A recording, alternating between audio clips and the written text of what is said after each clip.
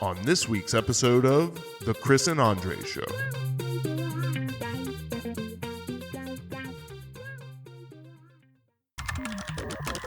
Let's talk about technology. As a developer, I'm trying to make this environment set up for other people to use. Right? For example, the Chris and Andre Show. We use Pelican. The GUI that Chris uses depends on a Docker container, because Chris is smart, but I don't want him doing. Did that hurt to say that? No, it doesn't hurt him to say that. I am smart. You are, Thank you very definitely. much. But there are certain things that Andre doesn't want me to accidentally mess up. Oh, okay. Yeah. So We use forestry.io that pulls a Docker container that pulls Pelican.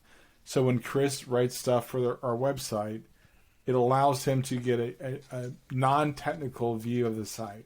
okay. And to To be make fair, I could go in and write I'm sorry, but I just would like to be clear. I understand HTML. I could go in and write an HTML page from scratch if necessary. yes. Oh, don't even with that face. You make that face. Come on, Swear to guys. We God. love each other. Go over it. We do. No, we But- do, but he likes to downplay like I didn't teach him all he knows about tables. So please, other than the whole called we'll do a security suite bullshit. Is there any where else does it go wrong? It goes wrong. It goes wrong because they're trying to charge you for making a stable environment accessible to other people, right? Mm-hmm. Like, and that the stable environment is the base level of building on to make something else that's super dope. But and I'm not trying to just be devil's advocate here, but I'm just thinking as you're talking about this, like that stable environment is something you're saying that as though that should be something you can get anywhere. If you can get Yes. it anywhere, why are people using Docker?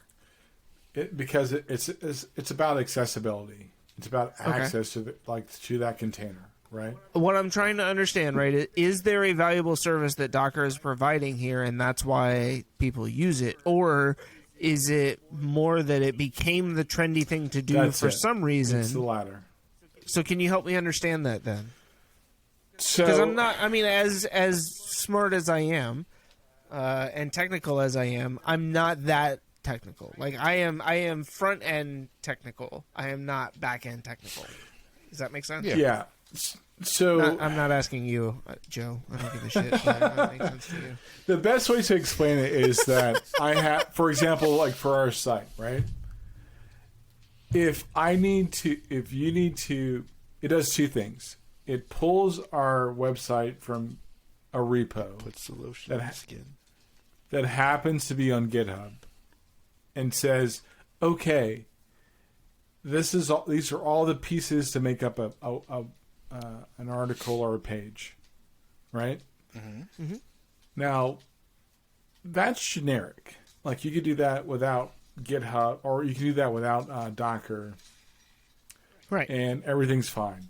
But Chris is like, so I have to do what to see a preview of what this page is going to look like? That's where forestry. Actually, let me back up. It's complicated because Let me explain you, boy. Wait a minute. I can't do it real justice, but I could say like there's No, and it's okay. I mean, we're asking you to consolidate and condense a very complicated topic into stuff that. So I'm teasing you, but I understand that it's a lot more complicated than it is to just like, oh, here's a 2-minute It's like you're trying to explanation of explain Docker the birds and the bees containers. to Chris again. Shut up, Joe. he's got a daughter and another kid on the way. He's still trying to figure it out. Shut up, Joe. He's like, which part of it did this?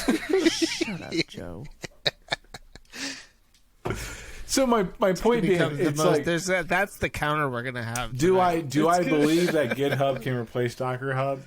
The answer is yes, because the shitty part about open source software, the shitty part about Linux in general, is 95% of all the files are text files. So I can make a Docker file that says pull the latest Ubuntu, like install this version of Python, install these dependencies, and generate a website. It's all a text file. So that's what Docker allows you to do, basically. That's what Docker Hub allows you to do. It allows you to take... Docker Hub allows Yeah. you to have a text file that says, do these things. that accomplish what do this you- result. So not an accidental Okay, porn and site. so- Got it. But then, so how do you utilize Docker Hub? Like as the developer, are you directing people through Docker Yeah. Hub? Then are you loading Also- images from Docker Hub? Yes. I will say, Okay. hey, this is where this is sitting at. Pull it from here. Bada binks. Now, is that only done, like in our case, through the preview versions of stuff that I'm viewing through forestry.io on the Yeah. back end, or is that what our users on the front end are experiencing as well? The front end is completely separate. That's sitting on AWS. Okay, so Docker then, is Docker primarily used for back end stuff, or For the Okay. most part. And so actually, I'd say look at this? I'm learning all sorts of new I'd say stuff. like there's some instances where it could be on front end, right? You could actually generate, or you could actually generate. Depends on what you're trying to Yeah. do, right? I'd say primarily it's going to be in the back end stuff. Are there other container technologies out there other than Docker that you feel do it better than Docker? The jury's out on that. It depends on what you want to spend for like server load. Sure. I mean that's always debatable. Like I could use Heroku. Like I've actually spun up my personal website for the Andre Powell's page, Andre.Powell's.page, and it's actually there. It's pulling information from Heroku Remember Log Me and Hamachi. That was a dope to program. do this. If that makes sense, it's like it's all debatable. It's like what are you trying to accomplish, and what service is going to like help you to accomplish that. Do you feel like there are significant... I'm sorry, I don't mean this to come off as like an interview, but you know way more stuff about this than I do, so I don't feel like my knowledge, like I can really provide. So I'm just trying to ask questions that I feel like would be interesting.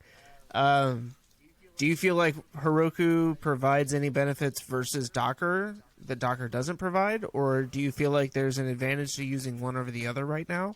I think Heroku's got the infrastructure to make a lot of stuff work, right? The problem with open source, like all the technology becomes circular. So if I'm saying we can spin up Docker images, well, Docker, the technology is open source. Mm-hmm. Where I deploy that doesn't really matter, right?